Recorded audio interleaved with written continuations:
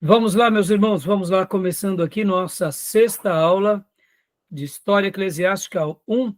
Como é costume, já oramos. Mais uma vez, boa noite, graça e paz. Graça e paz. Graça e paz. Graça e paz, Graça e pastor. paz, boa noite a todos. Com muita alegria que vamos para a sexta aula. Esse módulo nós teremos apenas 9 encontros. E nós estamos trabalhando aqui na História Eclesiástica Antiga, ou também chamada de Patrística. Então, hoje a gente vai celebrar aqui um tema muito relevante. Hoje é dia 31 de outubro de 2024. Hoje também é o dia da celebração dos 507 anos da Reforma Protestante. E a pauta que hoje nós estaremos tratando será daqueles irmãos, logo ali no começo do quarto século, naquilo que é chamada a Era de Ouro dos pais da igreja, e nós estaremos falando sobre Eusébio de Cesareia, depois falaremos também sobre Atanásio, falaremos sobre os pais da Capadócia, que é Basílio e Gregório de Nissa, e depois os pais do Ocidente latino, Jerônimo, Ambrósio e Agostinho de Hipona. Eu sei que uma aula para falar desses irmãos será algo, eu diria, herculano, né? Porque as obras deles são maravilhosas, as sínteses do que eles fizeram, a gente vai estar tratando aqui, e então a gente vai estar fazendo um apanhado do nosso material do Gonzales, Justo Gonzales, as obras dele, a história do cristianismo através dos séculos, e também fica aqui uma indicação já de antemão, essa obra, que eu, inclusive eu conhecia por meio do professor Pastor Ribeiro, aqui é a Igreja dos Tempos Bárbaros. E então ele vai tratar principalmente nessa obra, ele já começa falando sobre o Santo dos Tempos Novos. E aqui ele começa, olha só, em Hipona situada. E ele vai falar de Agostinho de Hipona, ou como é conhecido pelos católicos, Santo Agostinho, vai falar sobre essa grande obra que é Confissões. Então fica aqui esse capítulo como uma indicação para vocês também desse material, A Igreja dos Tempos Bárbaros, do Daniel Hopes. Eu acho que é assim que se pronuncia. Tá bom? Estarei utilizando também, meus irmãos, hoje o material da nossa querida professora Márcia Zollner, e também um apanhado de todo o material que tenho estudado para passar para vocês, tá? E, inclusive, hoje estarei utilizando os slides dela. Ela tem uma aula muito boa, que é essa aula aqui. Deixa eu compartilhar aqui com vocês. Que é essa aula, que é a aula 9, que está no site dela. Sugiro os irmãos assistirem todas as aulas da professora Márcia Zollner. São 11 aulas, se não me falha a memória. E dessas 11 aulas, hoje o tema que ela trabalha sobre esse assunto está na 9ª aula. Inclusive, eu até estou utilizando aqui, né, pedindo licença para utilizar, já que está aberto e público a aula dela na internet, eu tomei emprestado para que a gente pudesse seguir aqui como uma coluna vertebral. É claro que também, diante de tudo, né, tem vários outros acréscimos e anotações, e não tenho dúvida que a gente vai aprender bastante aí sobre essa era chamada Era de Ouro da Patrística, tá bom? Beleza, meus irmãos? Eu quero ler um texto bíblico aqui com vocês, como é costume. Quero ler um texto bíblico com os meus irmãos, e logo depois desse texto bíblico, quero poder, então, ir para o tema, tá bom? Quero ler com vocês e logo na sequência quero ir para o tema. E eu convido meus irmãos, como hoje é um dia muito importante aí, dia da Reforma Protestante, quero ler com os meus irmãos Romanos 1,17, tão conhecido por todos nós. Romanos 1,17. Vou até abrir aqui também para os meus irmãos, para a gente ler. Romanos 1,17 é o texto também que é repetido em Abacuque, né? Quero ler aqui com os irmãos o versículo 17. Eu vou colocar aqui para vocês na minha Bíblia. Todos acharam? Sim. Romanos 1,17. Estarei compartilhando aqui também o texto. Vamos lá. Pode ler para nós, Gil, por gentileza? Visto que a justiça de Deus se revela no Evangelho, de fé em fé, como está escrito, o justo viverá pela fé. Glória a Deus. Esse é o texto pelo qual Lutero, eu diria, começa a ter um despertamento para aquilo que nós conhecemos como 95 teses, e dali nasce todo aquilo que conhecemos historicamente como a Reforma Protestante. Tá bom? O justo viverá pela fé. O único adendo que eu quero comentar aqui com vocês é o seguinte, que viver pela fé é muito mais do que dar tempo integral, meus irmãos. Viver pela fé é depender do Cristo ressurreto, da verdade de Deus revelada nas Escrituras e cumprir com tudo que Deus nos ensina de acordo com os nossos dons e talentos, vocações e estilos pessoais, naquilo que o Senhor separou para cada um de nós. Tá bom? Não pensem que viver pela fé é dar tempo integral, mas viver pela fé é ter uma fé integral em qualquer lugar, com o dom que Deus te deu. Muitos irmãos vão dar tempo integral na igreja e acabam se tornando apenas religiosos, profissionais da fé. Logo, eles estão vivendo integralmente, mas perderam muitos o sentido da verdadeira fé.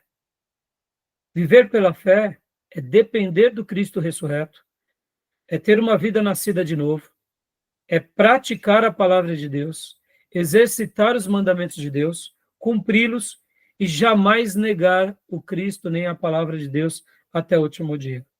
Indiferente do dom que temos. Porque muitas vezes, talvez, o plano de Deus para a vida de muitos irmãos será na administração pública, será estabelecendo empresas, será sendo profissionais liberais muito bem-sucedidos, comerciantes, advogados, médicos, e não necessariamente pastores. Podem ver que uma igreja ela não é separada apenas de pastores. Pastores, mestres, profetas, evangelistas são separados por Deus para direcionar a igreja. Mas a igreja ela é muito mais do que os dons ministeriais. A igreja é o conglomerado de santos, cada um com o dom que recebeu do Espírito Santo. Logo, viver pela fé é quando todos desfrutam dessa verdade e fazem valer essa verdade naquilo pelo qual Deus os separou. Nem todos na igreja trabalharão no ministério integral, mas todo cristão é um cristão integral aonde quer que ele esteja. Tá bom? Que Deus nos ajude a viver pela fé. Tá bom, meus irmãos? E é isso aí. Vamos lá, meus irmãos. Então, vamos falar hoje um pouco, continuar. Nós tínhamos parado na aula passada, nós tínhamos trabalhado um pouco sobre Eusébio de Cesareia, e nós estávamos lendo, inclusive, a obra A Era dos Gigantes, na parte em que fala realmente ali de Eusébio de Cesareia. Vou abrir para vocês aqui o slide da professora Márcia Zoner, tá bom? Inclusive, deixa eu falar uma coisa aqui para vocês. Como será a disposição das próximas aulas, meus irmãos? Olha só. Hoje estamos na 6ª aula. Na 7ª aula, eu quero fazer um apanhado com vocês dos concílios, dos 7 maiores concílios da igreja. É claro que a gente vai estar fazendo aqui um apanhado um pouco mais contundente do primeiro concílio e do segundo concílio, que é o concílio de Nicéia e o concílio de Cesareia, Depois nós estaremos trabalhando sobre o monasticismo. E, por último, falaremos um pouco sobre os bárbaros, tá bom? Tudo bem? Então, hoje, a gente não vai exatamente falar sobre os concílios, tá bom? Júnior, você, enquanto a gente conversava no intervalo, né, você falou para mim um pouco sobre o material que você assistiu sobre a patrística, né? Comenta aí, o que você tem achado desse material? Eu, eu assisti a aula do Marco Draconato, mas a história eclesiástica mesmo, né? Foi a patrística em si. Aula 1, 2, 3, 4 e 5, lá no Ceará, né? Aquela escola lá. E muito boa, muito interessante. Ele faz uma exposição bastante clara, bem objetiva. A linguagem dele muito muito fácil de entender, né? Toda a história, né? Desde ali do início, né? Após a Atos dos Apóstolos, inicia o primeiro século, fala até do século, do segundo século, né? Quando aquele ato, né? De 50 anos, ele fala muito bem, fala dos romanos, fala dos gregos, fala do período dos macabeus, aquele silêncio de 400 anos que ele coloca muito bem. Então, a Joia. questão do grego, ele fala, a gente já até viu aqui também, né? Sim, Mas já sobre a contribuição da língua grega, né? E o tempo também que ele fala, né? Sobre a plenitude dos tempos, que ele fala que Deus escolheu aquele período, né? Estava tudo pronto o cenário. Então, a aula é muito boa. joia. Tá bom. Tá gostando do assunto, meu irmãozão? Tá, eu estou gostando. Acho que a ética e essa matéria, olha, são muito relevantes. Joia. Gil, e você, meu irmão, o que tem achado do material, dos vídeos extras que a gente passou, desse material do Gran Conato? O que você tem a dizer para nós? Maravilhoso, maravilhoso, pastor. O, o Marcos Graconato, ele, igual o Júnior falou, tem uma linguagem muito boa, né?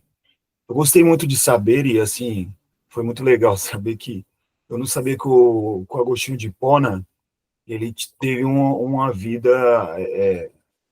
Pregressa. secular, assim, antes de entregar a vida dele para Jesus Cristo. Para mim foi novidade completamente. Ele Foi teve uma vida interessante muito que pregressa. é, ele mencionou sobre o maniqueísmo, né, que era uma das inclinações do Agostinho de Hipona, né, que uma filosofia lá do bem e o mal, né? Sim. É meio polarizada essa filosofia. Foi muito legal, assim, ouvir essas citações dele, assim. Confesso que gostei bastante. Mas a aula que eu mais gostei foi a aula que ele deu ênfase sobre os pais da igreja mesmo, né? Inclusive Agostinho, que é um dos preferidos dele. Ótimo. E vocês vão amar também o material da Márcia Zoner, da Escola do Discípulo. E como eu falei, irmãos, graças a Deus nós temos, assim, grandes mestres que ensinam. E por isso que eu passei esses outros materiais extras para vocês. E ao longo das aulas e do seminário, eu vou sempre estar colocando algo a mais, porque, irmãos, tem muitas obras boas, muitos professores bons, e tem vezes que a gente até se surpreende, porque alguns seminários, muitas vezes, que não tem tanta expressão, mas os professores, que nem eu estava fazendo as minhas lições de casa, eu encontrei assim alguns materiais assim tão felizes, e o que me admira, como tudo, né, na boa teologia, é porque os irmãos eles conseguem extrair ideias brilhantes que outrora a gente não conseguia notar.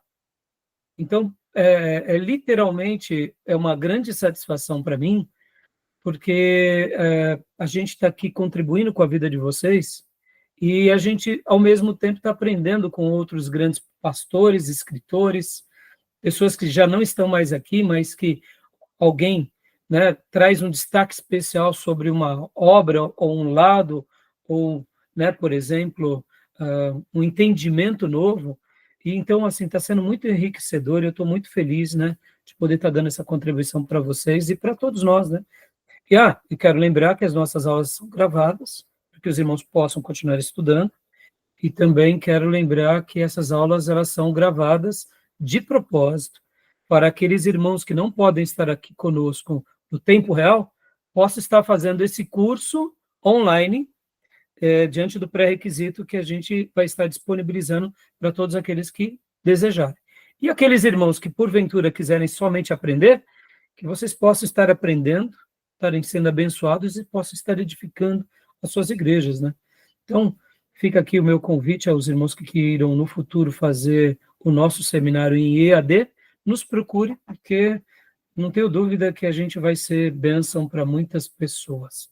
Então, vamos lá, meus irmãos, é isso aí. Bom, eu achei sim, está aqui o livro que eu tinha falado para vocês, aqui está na própria Era dos Gigantes. Deixa eu voltar aqui. Eu achei que fiz uma confusão rápida. Esse livro, que hoje eu pretendo estar chegando quase no final dele, aqui na página número 47, fala sobre Eusébio de Cesareia. Foi quando nós paramos a leitura, e eu quero hoje ler um pouquinho mais sobre Eusébio de Cesareia, além dos meus acréscimos aqui, tá bom? Mas antes disso, como eu dizia há pouco para vocês, vamos lá voltar aqui para o material da professora Márcia Zoner, olha só. Então, deixa eu passar aqui rapidamente para vocês. Na próxima aula, quando eu falar, eu quero fazer um trabalho um pouco mais temático. Na próxima aula, eu vou falar sobre os concílios e quero pegar os detalhes dos concílios. Então, aqui a gente não vai utilizá-los agora, mas depois estarei utilizando isso. Então, aqui, o material da professora Márcia Zoner, né? O Concílio de Constantinopla e os Pais da Igreja. Aí, aqui, ela está dando uma abordagem bem interessante, que eu vou estar utilizando na próxima aula. E aí, a gente já vai entrar agora para Atanásio, o defensor do trinitarismo. Só que antes de falarmos sobre Atanásio, eu quero até mostrar algo aqui para vocês nessa obra. Na semana passada, quando o livro-texto trazia aqui uma data, ao fazer a minha lição de casa, eu entendi. O Justo Gonzalez, ou foi os editores, logo aqui no início, ele coloca aqui, os acontecimentos dos imperadores, que nós trabalhamos semana passada, e aí vem aqui, os dirigentes eclesiásticos. A folha está deitada? É porque no livro está dessa forma. E até aqui está Eusébio de Cesareia, 295 a 373. Depois vem, Atanásio, 299 a 373. Na realidade, essa data está errada, irmãos, porque Eusébio de Cesareia nasce bem antes, né? Então, Atanásio é 295. Então, eu acho que eles na hora da digitação, ou alguma coisa assim, deve ter confundido. Por isso que eu tinha dito na última aula, falando inclusive sobre a data. Então, vou continuar aqui falando sobre Eusébio de Cesareia, e logo na sequência a gente vai para o material da Márcia Zoner, falando sobre Atanásio. Então, hoje essa aula, irmãos, ela vai ser muito importante, porque hoje nós estaremos falando daquilo que, como a própria professora Márcia Zoner chama, da Era de Ouro da Patrística, meus irmãos, a Era de Ouro da Patrística. E não tem como falar dessa Era de Ouro da Patrística sem mencionar esses homens que foram gigantes, como é o caso de Eusébio de Cesareia, que é considerado o primeiro escritor de história eclesiástica do cristianismo. Então, aqui, ele nasce por volta do ano 260, como a gente falou há pouco, que em virtude daquele desenho está errado. Então, a gente leu essa parte na última aula, né? Nós lemos algumas porções, né? Ele também é chamado de Eusébio de Panfílio, né? Porque Panfílio foi o seu líder, o seu mentor. Ele não escreve apenas a história eclesiástica, mas ele tem muitas outras obras, e a história eclesiástica acaba sendo o principal material dele, o principal material de Eusébio de Cesareia. É aqui, eu queria continuar lendo exatamente aqui. Júnior, leia para nós. Em meio à perseguição, Eusébio... Em meio à perseguição. Isso, desculpa. Na semana passada nós tínhamos parado aqui, na última aula, aliás. Ok. Em meio à perseguição, Eusébio continuou sua atividade literária. Precisamente durante esse período, ele revisou e ampliou sua obra mais importante, a História Eclesiástica. Se Eusébio não tivesse feito outra coisa em sua vida que escrever a História Eclesiástica, isto já seria suficiente para ele ser contado entre os gigantes da Igreja no século IV. De fato, em sua obra, boa parte da história que narramos no primeiro volume se teria perdido, pois foi ele quem compilou, organizou e publicou quase tudo que sabemos de muitos cristãos que viveram nos primeiros séculos da existência da Igreja. Além disso, a única coisa conservada da obra de muitos daqueles primeiros escritores cristãos são as extensas citações que Eusébio incluiu em sua história. Sem ele, enfim, nossos conhecimentos dos primeiros séculos da Igreja estariam reduzidos à metade. Então, meus irmãos, olha só que interessante. Nós, na última aula, concluímos falando a primeira parte de Eusébio, lendo aqui o material, inclusive, do Justo Gonzalez. E enquanto falávamos sobre Eusébio, víamos que antes de Constantino ter ali apaziguado a perseguição, e vocês já viram nas últimas aulas, que Constantino ele acaba sendo esse ícone no mundo, porque, afinal de contas, ele era o imperador, aonde ele conquista Roma, e por causa dessa conquista ele tinha tido uma visão, segundo alguns historiadores, e ele, de fato, entende que realmente tinha tudo a ver com Cristo, né? Tanto é que ele coloca as insígnias de Cristo, porque nos escudos dos soldados, ele colocou, além de uma cruz, mas dá uma ideia de uma cruz, mas não somente de uma cruz, porque olha só que interessante, em grego, Christos, ele é escrito dessa forma, vou até colocar aqui em cima, Christos, né? O X, né? O X, que para nós é X, em grego é Christos, então é X, e depois vem uma outra letra que é o Rho, que é, na nossa correspondência, o R. Então, assim como Christos para nós é CR, na língua grega, Christos começa com X, né? Deixa eu até fazer assim, X e P.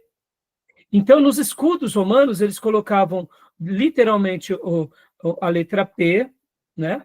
E aí, logo na sequência, eles colocavam o X. E com essas insígnias você vencerás.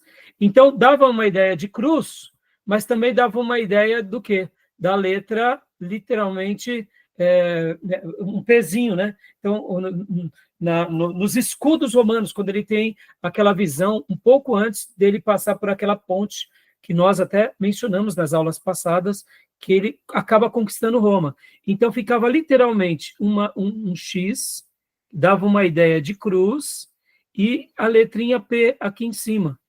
Por isso que essas eram as insígnias dos soldados do batalhão dele, que depois até passa a ser parte de uma insígnia do próprio Constantino. Agora, olha que interessante. Eusébio, antes de Constantino, ele já era um historiador, ele já fazia esse trabalho com seus mestres, ele teve, como a gente aprendeu na última aula, ele fugiu de várias perseguições, então ele já tinha uma inclinação para esse lado histórico. Logo depois que Constantino promulga o Edito de Milão, que ali ele oficializa e legaliza o cristianismo, então ele passa a ser essa pessoa que agora escreve com liberdade. Então, como o Júnior disse, se ele não estivesse escrito outras coisas, e apenas tivesse escrito a história eclesiástica, ele já seria um grande homem do século IV, ou seja, um grande líder da patrística. Como eu mencionei há pouco, nós estamos estudando hoje a Era de Ouro da patrística, ou seja, não é que no passado os nossos irmãos, como Orígenes, por exemplo, não foram grandes, eles foram, mas vocês têm que lembrar aquilo, a igreja era perseguida, agora a igreja passa a ser reconhecida, então eles têm liberdade de fazer teologia, eles têm liberdade de cultuar a Deus, eles têm liberdade de dialogar com o imperador. O próprio Constantino considerava-se bispo dos bispos, e Teodósio ainda mais considera-se bispo dos bispos, tanto é que, como nós aprendemos na última aula, ele inclusive, ele é aquele que convoca os sínodos e convoca os concílios, né? E por essa razão, a gente sabe que aqui os nossos irmãos do passado têm uma nova perspectiva da sua vida. Como eu falei para vocês, irmãos, eu até falei com vocês sobre a postura de Constantino e por que Eusébio não foi tão contundente com Constantino. Como eu mencionei para vocês, irmãos, foi um momento peculiar na história dos nossos irmãos daqueles dias, daquela liderança e também daqueles pastores e bispos. Então, eu gostaria assim que a gente colocasse cada corte no seu devido lugar. Constantino, de fato, é questionável, sim, a sua conversão, mas Eusébio jamais, né? Eusébio foi um pai da igreja, como a gente vê, um homem apaixonado pela igreja, pela questão de resgatar aquela fé apostólica, e ele agora vai fazer essa obra-prima e vai ser esse cronista, vai ser esse historiador brilhante.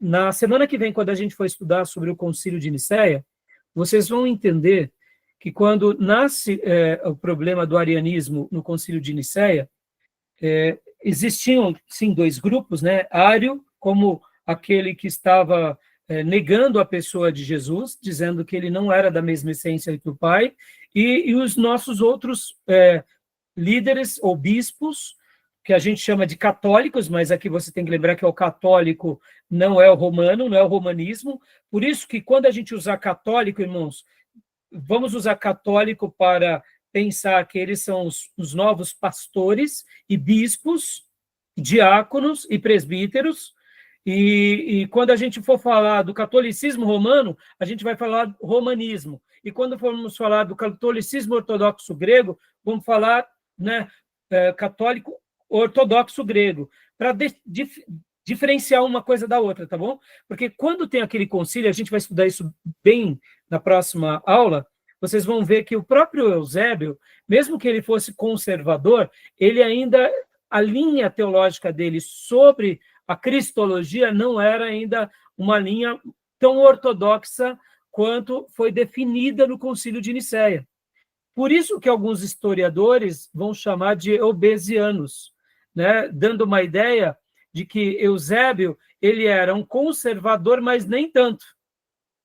É claro que isso é no que se diz respeito à teologia do que foi definido ali no Concílio de Nicéia sobre o papel da cristologia. Porque vocês lembram-se que Ário dizia que Jesus Cristo não era Deus, era um ser criado e que não tinha a mesma essência de Deus. Eusébio já disse assim que ele tinha, assim, ele relembrava as questões de Deus, mas ele não usa a essência. Então, vai ter uma discussão bem interessante, a gente vai trabalhar nisso semana que vem. Mas voltando um pouco, irmãos. Então, agora falando um pouco ainda sobre a história eclesiástica de Eusébio, olha só, esse livro, que inclusive eu vou até mostrar aqui para vocês agora, ó. Esse livro aqui, vou compartilhar ele aqui com vocês. Esse livro é essa obra, História Eclesiástica, tá? Ela é feita pelo Novo Século, mas também tem essa mesma obra, História Eclesiástica, feita aqui pela Paulus, tá? A Paulus tem uma das melhores coleções da patrística de todos aqueles que eles chamam de santo, tá, irmão? Vocês têm que lembrar que eles têm uma visão católica, né? É uma editora, Paulus, ela é católica, então ele põe Santo Atanásio, Santo Agostinho, e aí põe Santo Eusébio de Cesareia, tá bom? Então tem uma obra que é igual a essa obra aqui, tá bom? Que é a História Eclesiástica. Agora, deixa eu dar uma síntese aqui para vocês do que retrata essa obra da história eclesiástica. Eu vou até depois, eu inclusive peguei esse material na internet. Quem, né, quiser, depois eu passo para vocês, porque é uma obra que dá para a gente pegar também na internet. Só voltar aqui. O que trata essa obra, meus irmãos? O que trata essa obra? Quais são as 10 partes do livro do nosso irmão Eusébio de Cesareia? O capítulo 1, ele é chamado, é uma obra que, na realidade, são 10 livros de história eclesiásticas, ou 10 partes, né? Depende muito das edições. Deixa eu até pegar aqui para vocês, para abrir aqui. Aqui, ó, eu tenho ela aqui, ó. Vou abrir o esboço aqui para vocês agora. Eusébio de Cesareia, História Eclesiástica. Aqui, ó. Podem ver que ele é dividido por livros, né? Então, o livro 1, meus irmãos, o que trata o livro 1? Em resumo, o livro 1 trata do quê? A vida de Jesus e dos apóstolos e de como o cristianismo começou a se espalhar. Então, quando nós lemos o livro 1, é uma síntese que ele faz de Jesus, dos apóstolos e da expansão do ministério de Jesus, né? O livro, aliás, o livro 1 é a vida de Jesus e dos apóstolos, o livro 2 é isso, exatamente, como eu falei para vocês. O livro 2, a síntese do livro 2 seria praticamente a sucessão dos apóstolos e os primeiros líderes que nascem em Roma. Pode ver que aqui, ó, ele termina o livro 2, inclusive falando um pouco sobre Nero, Paulo e Pedro, possivelmente em Roma. O livro 3, né, ou capítulo 3, né, como eu disse, cada um vai mostrar a igreja de Jerusalém. Vai mais uma vez mostrar a igreja de Jerusalém. O livro 4 vai trabalhar mais sobre a teologia cristã primitiva e como surgem as primeiras heresias. As primeiras heresias.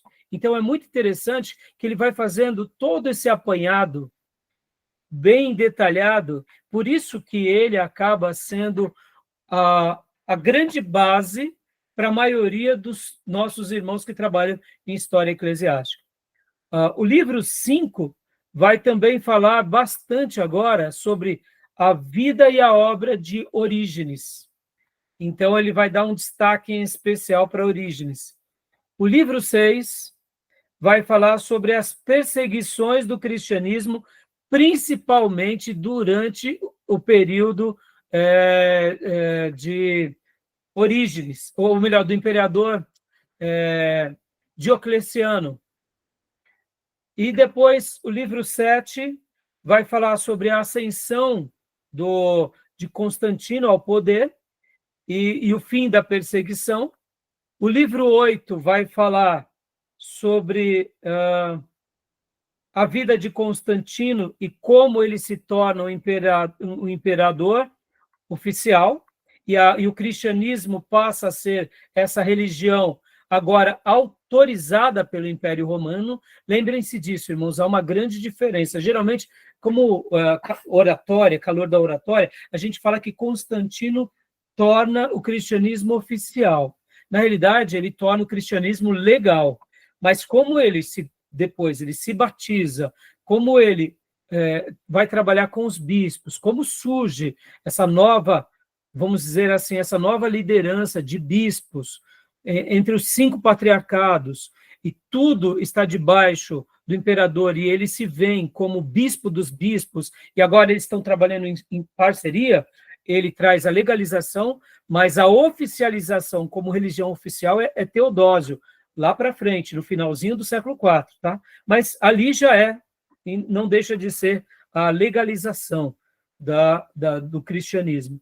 E por último, então, o capítulo de número 9 vai falar sobre a vida dos pastores e bispos mais importante do século IV, e o capítulo 10 é um apêndice, onde ele vai fazer algumas cartas e alguns documentos. Então, percebam, aqui nessa obra tem por volta de 224 páginas, 20 e algumas, só que assim, é um livro mais com letras pequenas, tá vendo? Então fica aqui, quem quiser conhecer essa obra, depois eu passo para vocês, mas eu sugiro sempre que os irmãos estejam comprando aquela coleção completa da Paulus. Eu ainda não tenho, pretendo adquirir aquela obra completa de todos os pais da igreja. Tá bom, meus irmãos? Então, a obra de Eusébio de Cesareia e a sua maior contribuição é essa daqui. E eu fiz essa síntese agora aqui com vocês, só para que vocês pudessem apreciar um pouco aqui conosco desse assunto tão relevante, tá bom? Dessa obra-prima, desse irmão que se tornou um dos maiores da era da igreja cristã. Tá bom? Alguma pergunta, alguma dúvida até aí? Querem falar alguma coisa? Tranquilo? Tranquilo, né? Só porque a cristologia ela foi definida no 451, né? Calcedônia, né? Parece. Concílio de... Então, mas no Concílio de Constantinopla, Júnior, o que acontece, né? Lembra que em teologia sistemática a gente acaba estudando, né, esses embates, né? Porque o que eles estão fazendo aqui, se não teologia sistemática, né? Eles estão fazendo teologia sistemática. Então, olha só que interessante. Quando hoje, numa igreja católica, eles fazem a oração do credo niceno, mas, na realidade, eles não estão fazendo apenas a oração do credo niceno, eles estão fazendo a oração do credo niceno-constantinopla.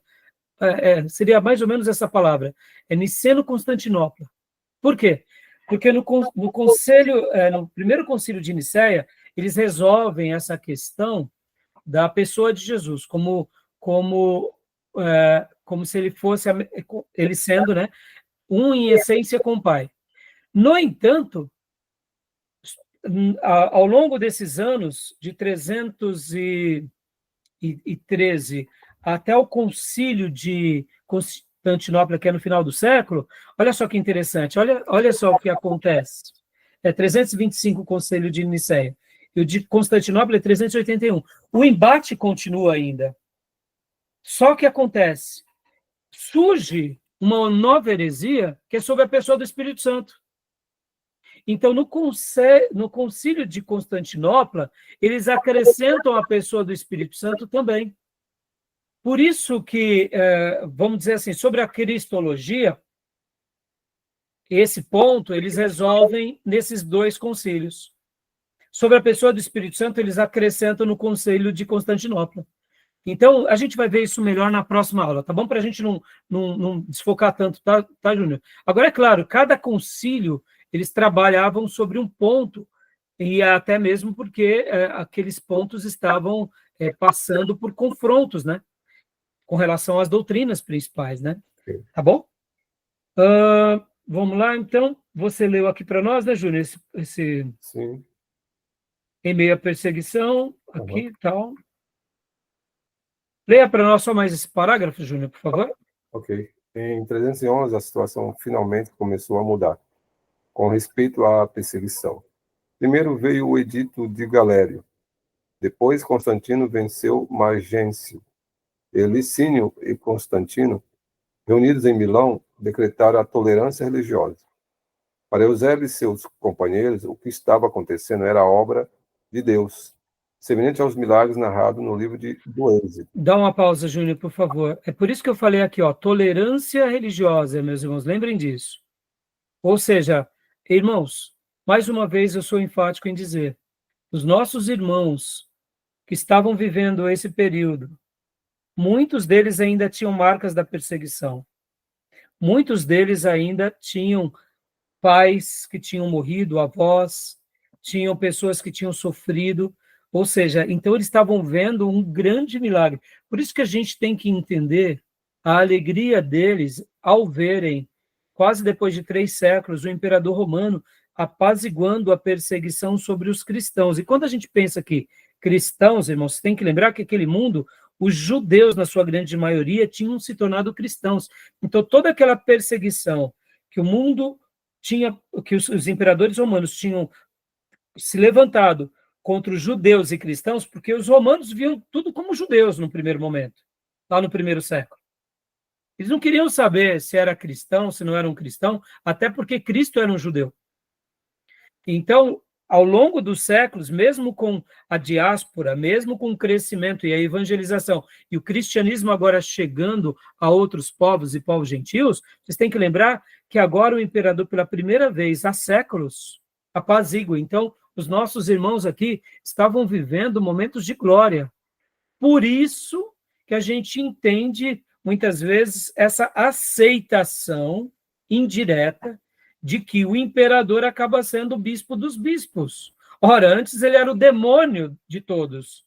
Agora ele é favorável. Pelo amor de Deus. Isso é um milagre. A mãe de Constantino se converte. Ou seja, é uma coisa maravilhosa. Ele está defendendo agora o cristianismo. Ele está agora tendo uma tolerância religiosa. Então, quer dizer, muda-se uma chave. Tá? Então, lembrem desse momento, tá bom? Eu entendo também que, embora ele considere um milagre, mas também é um fator determinante, porque a igreja estava crescendo muito. O Estado de Roma tinha uma população muito grande de pessoas que era cristã. E conta também que, nesse período, tinha muita gente de influência, muitas pessoas de personalidade. Sim. Esses homens que se levantaram nessa época eram homens muito inteligentes, eram pessoas que literato. Então, isso também é um fator determinante para influenciar nessa decisão. Não era mais assim, não era só um povinho, era um povo com representatividade já. Mas aqui, né, Júnior, lembrando que Diocleciano, algumas décadas atrás, estava fazendo uma das maiores perseguições entre os cristãos. Então, mesmo que muitas pessoas nobres já tivessem se convertido, coisa de 20 anos atrás, na história muito recente deles, 30 anos atrás, eles tinham sofrido e tinham sido martirizados. Então, ao verem tudo isso, era literalmente algo semelhante aos milagres, como está escrito aqui pelo Justo Gonzalez, né? Aos milagres do livro de Êxodo, né? Claro. Então, sim. Mas continua para nós, Júnior, por favor. Onde eu parei? Parou aqui, a partir de então, Eusébio e provavelmente muitíssimos outros cristãos que não deixaram o testemunho escrito das suas opiniões, como ele, começou a ver em Constantino e em Licínio instrumentos escolhidos por Deus para concretizar seus planos. Pouco depois, quando Constantino e Licínio começaram a guerra entre si, Eusébio estava convicto de que a principal razão do conflito era que Licínio tinha perdido o juízo e começaram a perseguir os cristãos. Por isto, Eusébio sempre viu em Constantino o instrumento escolhido por Deus. Partindo desse pressuposto, meus irmãos, só um minutinho, viu, Júnior? A gente não vê nenhum erro mesmo. Se nós estivéssemos vivendo esse momento e vendo que Licínio, de novo, estava querendo realmente se levantar contra os cristãos, e vem um outro, que é um general, que ali está debaixo, está realmente se levantando contra Licínio, então a gente vê, de fato, algo da parte de Deus, e nenhuma novidade. Júnior, só leia mais esse parágrafo, a gente vai parar aqui. Semelhante que aconteceu, né? Oi? Semelhante que aconteceu com a Pérsia, né? Que Deus levantou lá o Ciro. Semelhante. Exatamente, Júnior. Ciro, porque ele se tornou um grande estadista, conhecido até mundialmente? Por causa que ele, de fato, foi um ícone, ele foi um instrumento usado por Deus, ponto final. O que a gente vai falar no caso, né, de Constantino? Você comparou muito bem. A gente vai colocar em xeque a conversão dele? Vamos, porque é um direito que nos assiste. No entanto, a gente tem que lembrar que ele era um estadista, irmãos. E como estadista, ele queria governar para todos. Então, ele é um novo Ciro do Império Romano. Exatamente. Então, leia para nós aqui, irmãos. A gente vai dar uma pausa logo depois desse parágrafo, vou fazer mais uma citação aqui, e a gente vai dar a nossa pausa para depois a gente ir para o próximo tema, que é Atanásio, tá bom? Mas leia aqui para nós, por favor. Finalmente, né? Isso. Finalmente, por volta do ano 315, quando Licínio e Constantino começaram a dar sinais de que não estava disposto a repartir o poder por muito tempo, Eusébio foi eleito bispo de Cesareia. Isto era uma responsabilidade muito grande, pois a perseguição tinha dispersado seu rebanho, e era necessário assumir uma enorme tarefa de reconstrução. Além disso, a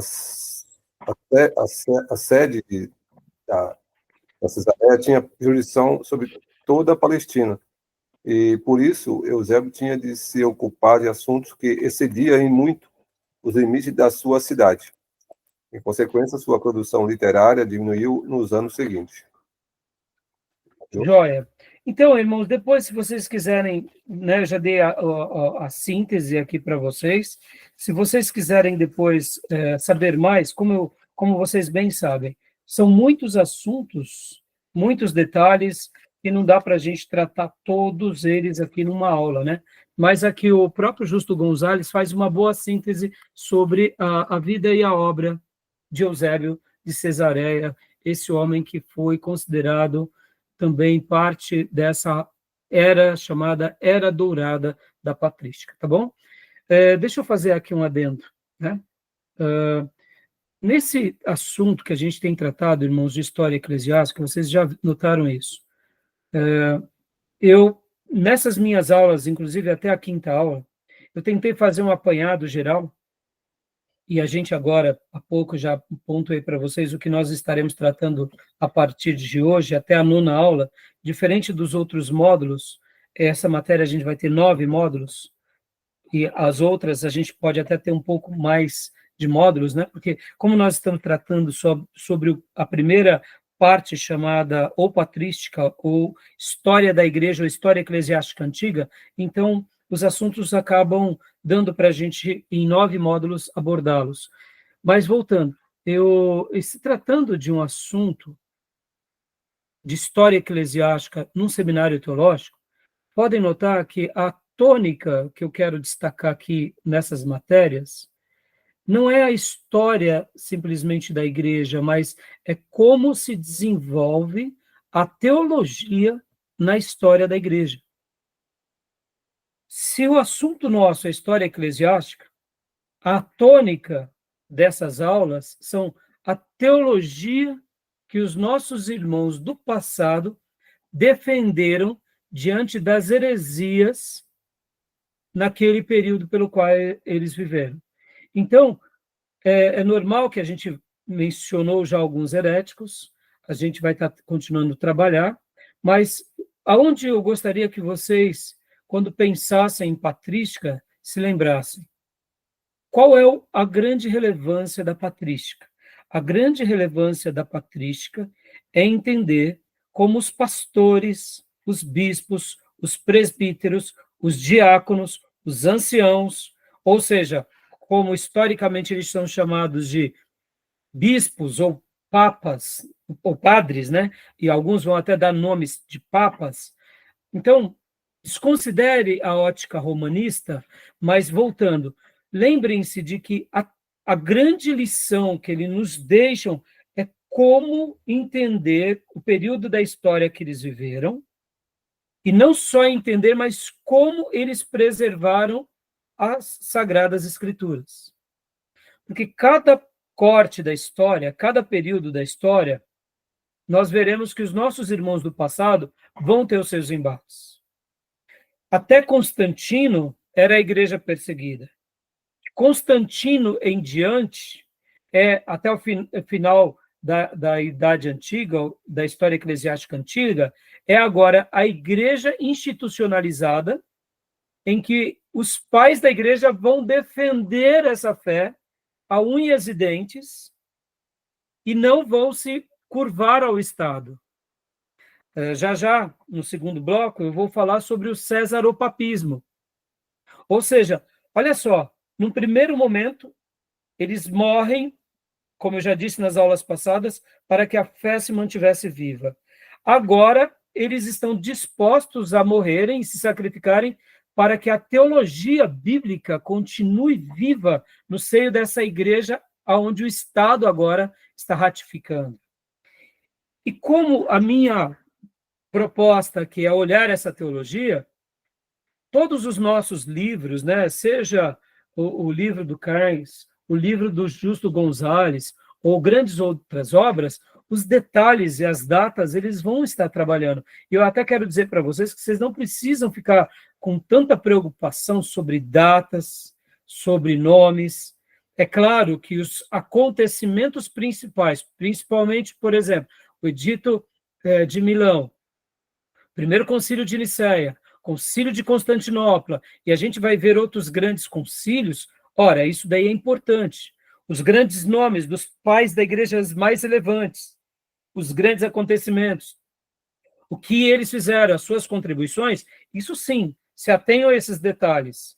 Mas, assim, não fiquem muito preocupados no sentido de decorar, principalmente, as datas e tal, mas tentem decorar a ideia, a proposta deles, que é isso que é o de mais importante para nós, né? Porque nessa era de ouro, eles deixaram um legado.